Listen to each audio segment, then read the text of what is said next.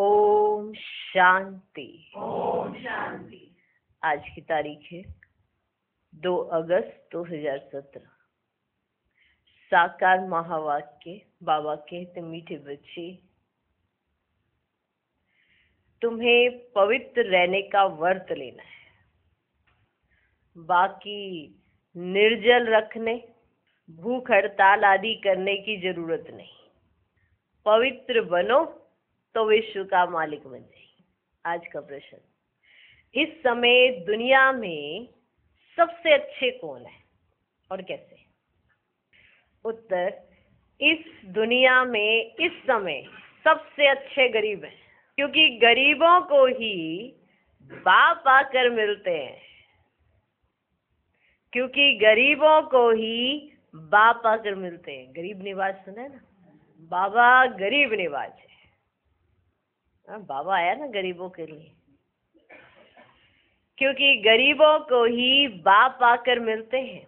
साहूकार तो इस ज्ञान को सुनेंगे ही नहीं। तो इस समय का गरीब अच्छा, अगर इस समय का साहूकार होगा तो वो ज्ञान नहीं सुनेगा तो क्या फायदा ऐसी साहूकारी का? माना भगवान नहीं मिले जिसे, तो क्या करना ऐसी साहूकारी? तो साहूकार तो इस समय ज्ञान सुनेंगे ही नहीं। बाप है ही गरीब निवाज। पहले भी आपने ये शब्द सुना होगा, गरीब निवाज, लेकिन इसका अर्थ नहीं पता। गरीबों का भगवान। अभी हो गए ना कंगाल, तो हमारा भगवान आ गया, बाप आ गया। बाप है ही गरीब निवाज। गरीबों को ही साहूकार बनाते हैं। आज का गीत है, आज के इंसान को क्या हो गया हो। ओम शांति। ओम शांति। बच्चों ने गीत सुना? वह दैवी प्यार जिसको ईश्वरीय प्यार कहें, अब ईश्वर प्यार सिखलाते हैं कि कैसे एक दो को प्यार करना चाहिए। भारत में कितना सच्चा प्यार था जब सचखंड था। सचखंड किसने बनाया था? सतगुरु, सत बाबा, सत टीचर ने। अभी तुम किसके आगे बैठे हो? सतगुरु, सत बाबा, सत टीचर। अभी तुम किसके आगे बैठे हो? सत बाबा, अर्थात जो सच्चा सुख देने वाला है, सच्चा प्यार सिखाने वाला है।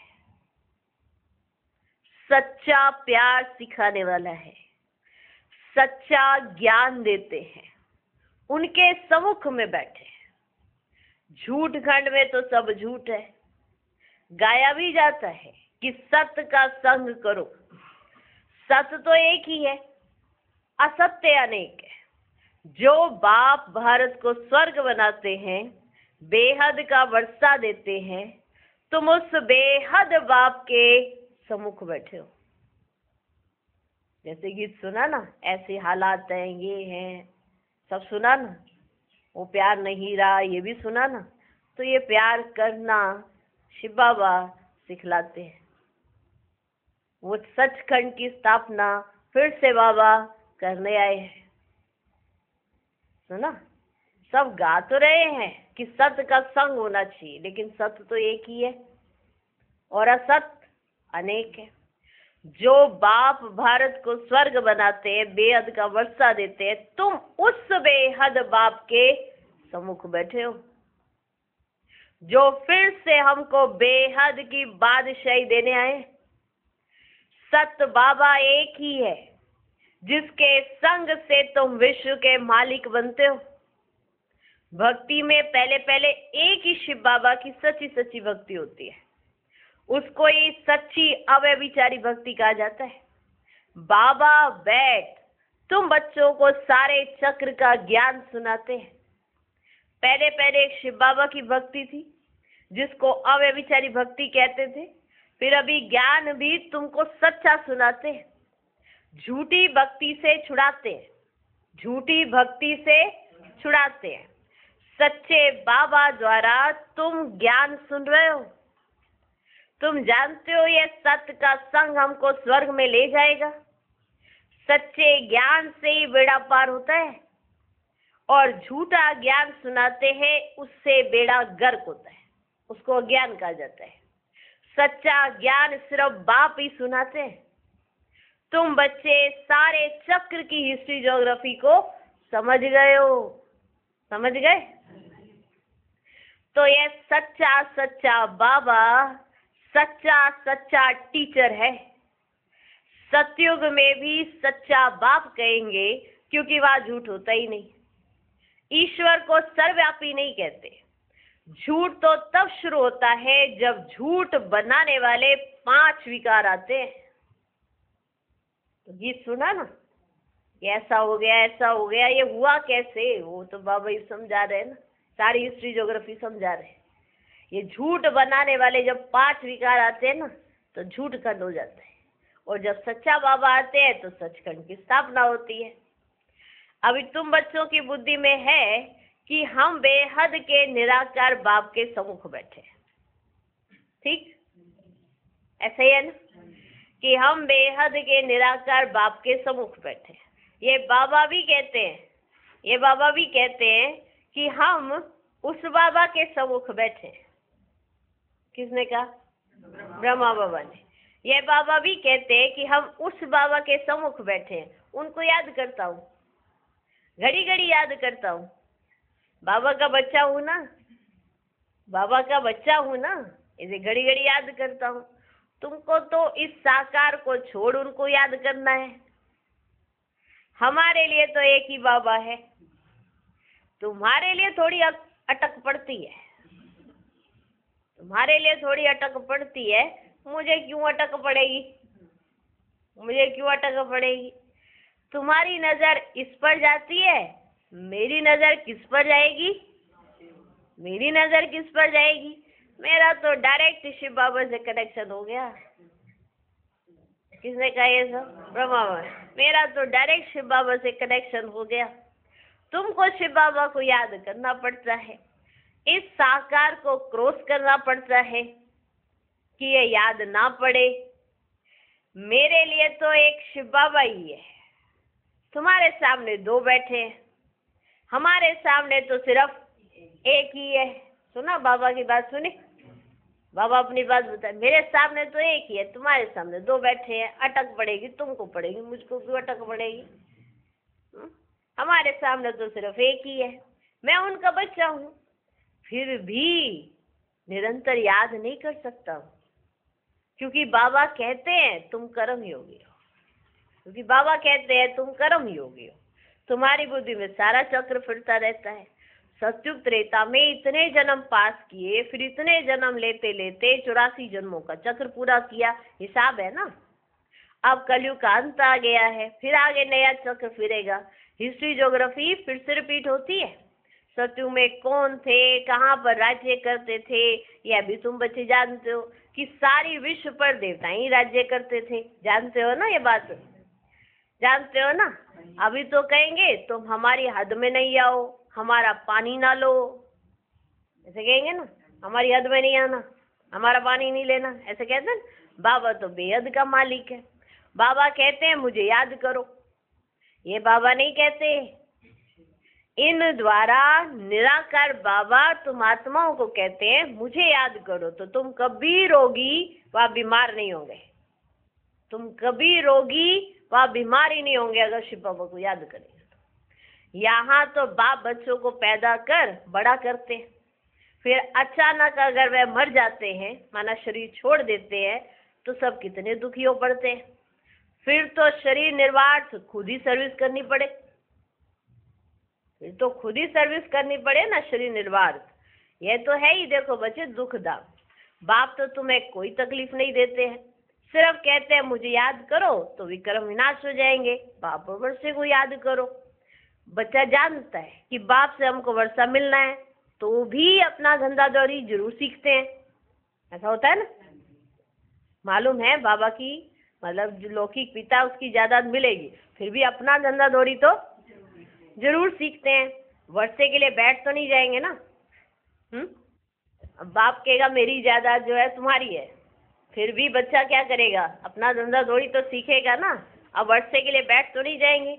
बाकी सिर्फ जो राजाई में जन्म लेते हैं ना, वह वर्षे के लिए बैठते हैं। वर्षे के लिए बैठेंगे नहीं, वो अपना धंधा थोड़ी भी सीखेंगे। बाकी जो राजाई में जन्म लेते हैं वह वर्षे के लिए बैठते हैं। बहुत दान पुण्य करने से राजाई घर में जन्म मिलता है। राजाई संभालनी पड़े, वह राजाई तो पतित हैं। अब तुम्हें पावन राजाओं के पास जन्म लेना है ना। लक्ष्मी नारायण के घर में व सूर्यवंशी की राजाई में जन्म लेना है। वहां कोई प्रकार का दुख होता ही नहीं है, सभी दुखों से छूट जाते हो। बाबा आकर धीरज देते हैं, अब ये अंतिम जन्म है, तुम्हारी तो जन्म जन्मांतर से हालत होती आई है। बच्चे गिरते ही आए हैं दुख दाम में। सुख दाम कहाँ से आए? यहाँ तो देखो बच्चे, दुख बहुत है, सुख अल्पकाल का है। बड़े बड़े बड़े आदमी हैं, उन्हों को भी दुख ही दुख है ना। इस समय जो गरीब है ना, देखो बच्चे, वह सबसे अच्छे हैं। इस समय के जो गरीब है वह सबसे अच्छे हैं। बाबा आई है गरीबों को साहूकार बनाने। दान भी गरीबों को करना होता है। सब साधारण है ना। बाकी जो लखपति है, जिनके पास करोड़ों रुपए है, कितना भी उन्हें समझाओ फिर भी अपने धन की कितनी मगरूरी रहती है। कितना भी समझा लो फिर भी अपने धन की उन्हें कितनी मगरूरी रहती है। बाबा कहते हैं ऐसे को क्या धन देना है, जिन्हों को आज इतनी मगरूरी है, ऐसे को कल के लिए क्या धन देना है। मैं तो हूँ ही गरीब निवाज, मैं तो हूँ ही गरीब निवाज। ऐसी कन्याएं माताएं ज्ञान लेती हैं। कन्या का कितना मान है सब उसे पूछते हैं, फिर शादी करने से पुजारी बन जाती है। हम आधा कल्प पूज्य फिर आधा कल्प पुजारी बने हैं। कन्या तो इस जन्म में ही पुजारी बन जाती है। कितना पावन है, शादी करने से ही पुजारी पतित बन जाती है। पति को परमेश्वर समझ माथा टेकती रहती है, उनके आगे दासी बनकर रहती है। तो बाबा आके दासी पने से छुड़ाते हैं। बाबा आके दासी पने से छुड़ाते हैं। बच्चे वृद्धि को पाते जाते हैं। तुम समझा सकते हो, हम प्रजापिता ब्रह्मा के बच्चे शिव बाबा के पोतरे हैं। उनकी मलकियत पर हमारा हक बनता है। किनकी मलकियत पर? शिव बाबा की। अब शिव बाबा है स्वर्ग की स्थापना करने वाला, तो स्वर्ग की राजाई आपकी होनी चाहिए ना, क्योंकि आप शिव बाबा के क्या लगते हो? पोतरे। तुम समझा सकते हो, हम प्रजापिता ब्रह्मा के बच्चे शिव बाबा के पोतरे हैं। उनकी मलकियत पर हमारा हक लगता है। उनकी मलकियत है बेहद की, विश्व का मालिक बनाते हैं। उनका फरमान है, बच्चे मामेकम याद करो तो मैं सत्य कहता हूं, तुम नारी से लक्ष्मी बन जाएंगी। मैं सत्य कहता हूं, तुम नारी से लक्ष्मी बन जाएंगी। इसमें कोई व्रत नेम करना, भूखो रहना नहीं है। आगे तुम बहुत व्रत नेम रखते थे, है ना, बहुत व्रत नेम रखते थे। 7 रोज खाना नहीं खाते थे, है ना, 7 रोज खाना नहीं खाते थे, पहले रखते थे ना। 7 रोज खाना नहीं खाते थे। समझते हैं व्रत नेम रखने से श्री कृष्णपुरी में चले जाएंगे। वास्तव में सच्चा व्रत है पवित्र रहने का। वह तो हट से भूखे रहते हैं। तुम बच्चों को कुछ भी भूख हड़ताल आदि नहीं करना है। तुम बच्चों को कुछ भी भूख हड़ताल आदि नहीं करना है। हाँ, तुमको पावन बनने की ही हड़ताल करनी है। ठीक है, हड़ताल की जाती मारी मांगे पूरी करो। तुमको पावन बनने की ही हड़ताल करनी है। हम सबको पावन बनाएंगे, तुम्हारा धंधा ही है। बाकी निर्जल रहना, खाना नहीं खाना, इससे कुछ होता ही नहीं। तुम सिर्फ पवित्रता की प्रतिज्ञा करो। माताओं को पति के मरने से बहुत दुख होता है। उन्हों को जाकर समझाना चाहिए कि अब पतियों का पति आया हुआ है। वह कहते हैं सिर्फ मुझे याद करो तो स्वर्ग के मालिक बनेंगे। यह तो पतियों का पति, बापों का बाप है। पति मर जाए तो स्त्री को ज्ञान समझाए, शिव बाबा से सगाई करानी चाहिए। समझाना है कि तुम रोती क्यों हो। सतयुग में कोई रोते नहीं है, यहाँ देखो सब रोते रहते हैं। भारत में सच्चा सच्चा देवताओं का राज्य था। आज तो एक दो को मारते कूटते रहते हैं। आसुरी राज्य है ना बच्चे। लक्ष्मी नारायण का चित्र बहुत अच्छा है, इसमें सारा सेट है। त्रिमूर्ति, लक्ष्मी नारायण, राधे कृष्ण भी है, ऐसे एक बना हुआ है ना, राधे कृष्ण भी बने हैं, त्रिमूर्ति भी बने हैं, लक्ष्मी नारायण भी, एक ही चित्र में सब बना हुआ। त्रिमूर्ति, लक्ष्मी नारायण, राधे कृष्ण भी है। ये चित्र भी अगर कोई रोज देखता रहे ना तो याद रहे कि शिव बाबा हमको ब्रह्मा द्वारा ये बना रहे हैं। घर में भी छोटे छोटे बोर्ड लगाकर लिख दो, वेद के बाप को जानने से तुम 21 जन्मों के लिए स्वराज्य पद पा सकते हो। धीरे धीरे बहुत मनुष्य बोर्ड देखकर तुम्हारे पास आएंगे। तुम रूहानी अविनाशी सर्जन हो, रूहानी सर्जरी का कोर्स पास कर रहे हो, बोर्ड लगाना पड़ेगा।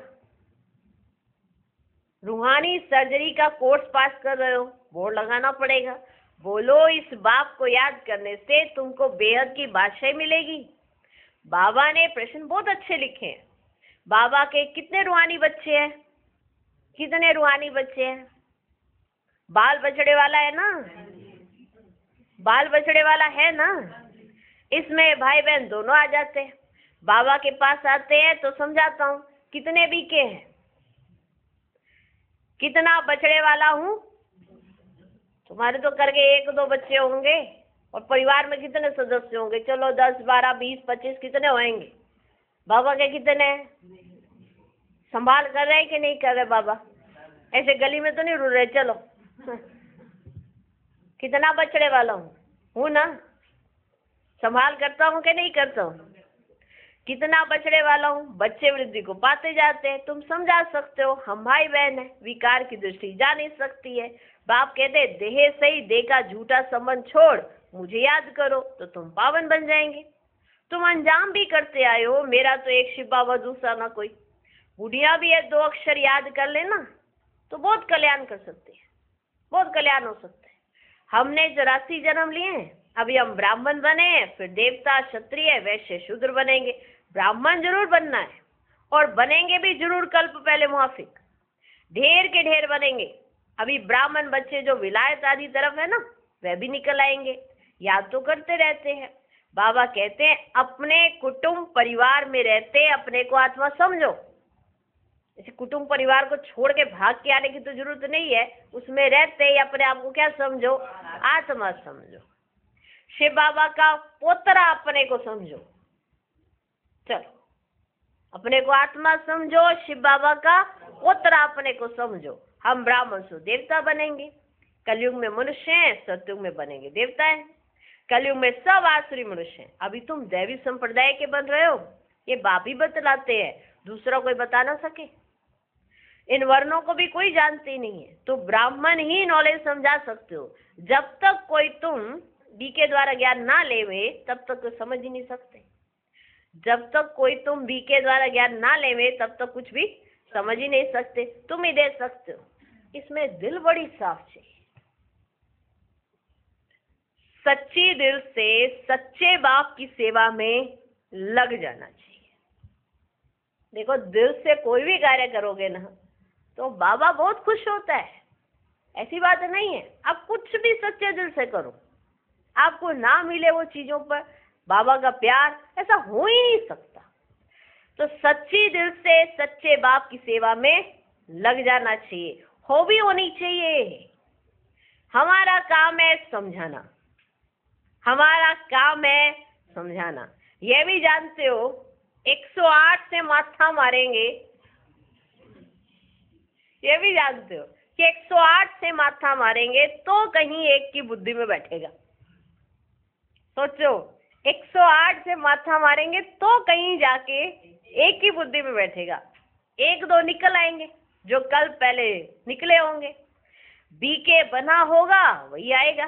थकना नहीं है, थकना नहीं है। तुम मेहनत करते रहो, कोई ना कोई निकल ही पड़ेगा। कहाँ भी जाओ, मित्र संबंधियों के पास जाओ, शादी मुरादी में जाओ, हर एक के कर्मों अनुसार राय दी जाती है। तो कहाँ भी जाओ, मित्र संबंधियों के पास जाओ, शादी मुरादी में जाओ, हर एक के कर्मों अनुसार राय दी जाती है। मतलब जिसके जैसे कर्म उसे वैसी ही राय देगा बाबा। ऐसा नहीं सोचो आपके साथ जैसे हो रहा है वो उसके साथ भी वैसा हो जाएगा, ऐसा नहीं होता। क्योंकि आपकी सोच अलग है, दूसरे की सोच अलग है, वो उस चीज का गलत मतलब भी निकाल सकता है। दुनिया बहुत खराब है, कईयों के साथ रहना होता है। एक कहानी भी है, सुनो अब ध्यान से, एक कहानी भी है। गुरु ने चेले को कहा शेर की गुफा में रहो, वैश्या के पास रहो, परीक्षा लेने भेजा।